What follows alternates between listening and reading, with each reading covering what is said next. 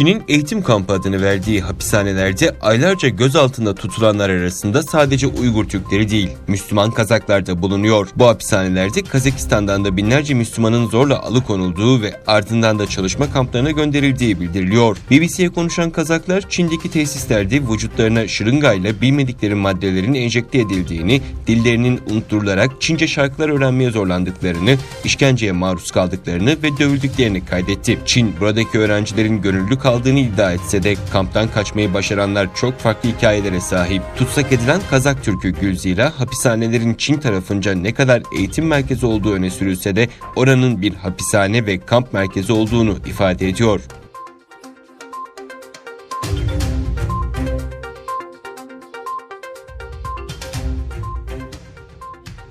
Doğu Türkistan'ın Artuş şehrinde yaşayan ve 30 senedir imamlık yapan 90 yaşındaki Avadun Ayup da Çin zulmünden nasibini aldı. ABD'nin Boston kentinde yaşayan Maria Hanım, 90 küsur yaşlarındaki amcası Avadun Ayup'un 2019 yılının Şubat ayında toplama kampına götürüldüğü bilgisini aldığını bildirdi. Özgür Asya Radyosu ise Çin'in resmi belgelerine dayanarak Ayup'un 2017 yılında sözde dini aşırılık suçlamasıyla hapsedildiğini ve polis gözetimi altında tedavi gördüğüne dair hastane kayıtları olduğunu doğruladı. 30 senedir Artuş'ta imamlık yapan Ayup'un gurbetteki tanıdıkları onun saygın ve takva sahibi bir insan olduğunu, Çin yönetiminin böyle bir insanı aşırıcılıkla suçlamasının Müslümanlara ve İslam'a yönelik hakaret olduğunu söyledi.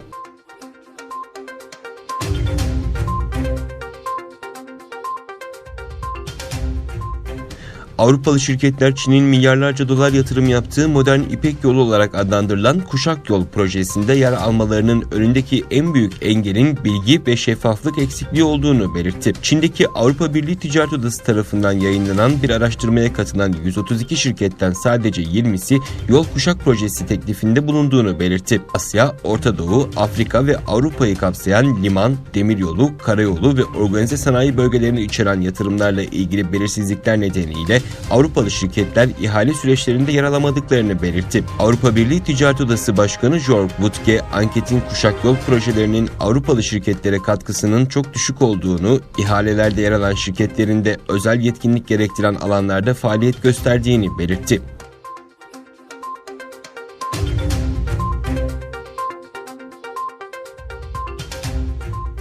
Dünya Sağlık Örgütü Çin'den tüm dünyaya yayılabilecek yeni bir zatürre virüsüyle ilgili uyarıda bulundu. Japonya'da kısa süre önce Çin'i ziyaret etmiş bir kişide görülen virüsün tüm dünyaya yayılmasından endişe ediliyor. Koronavirüsünün 30'lu yaşlarında Çin'i ziyaret eden bir Japon vatandaşının ülkesine dönmesinin ardından yayılabileceği belirtiliyor. Dünya Sağlık Örgütü'nün uyarısının ardından Japonya Sağlık Bakanlığı bugün virüsün ortaya çıktığı Çin'in Wuhan kentini ziyaret ettikten sonra ülkesine dönen adamın virüse yakalandığını doğruladı. Dünya Sağlık Örgütü ise tüm hastanelere virüse karşı hazırlıklı olmaları uyarısında bulundu.